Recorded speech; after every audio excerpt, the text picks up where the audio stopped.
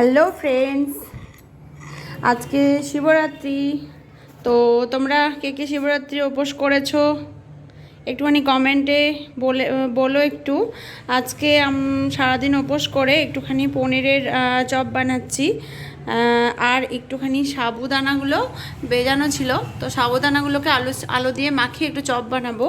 তো এই রেসিপি তোমাদের সাথে একটু শেয়ার করছি, ঠিক আছে?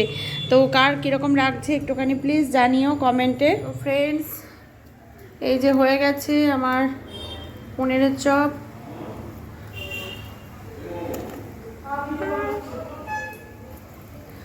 আর এটা হচ্ছে সাবুর দানাগুলোকে, এর মধ্যে চিজ দেওয়া আছে, আমাদেরকে দেখাচ্ছি। এই যে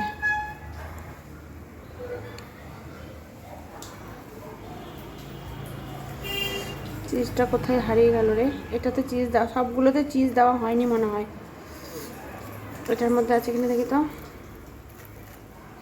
এই যে দেখো বন্ধুরা, চিজটা ফেটে বেরিয়ে চলে এলো, চিজটা ভেতরে ভরা আছে।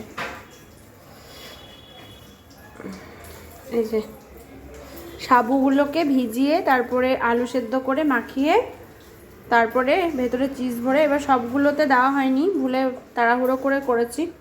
তো তোমরাও বানাবে এভাবে। কেমন লাগলো বলো, তাড়াতাড়ি করে ভিডিওটা ভালো করে করলাম, মোটামুটি একটা করলাম। তো কেমন লাগলো, ভালো খারাপ যাই হোক কমেন্ট করে বলো। টাটা, শুভ শিবরাত্রি। আর হ্যাঁ।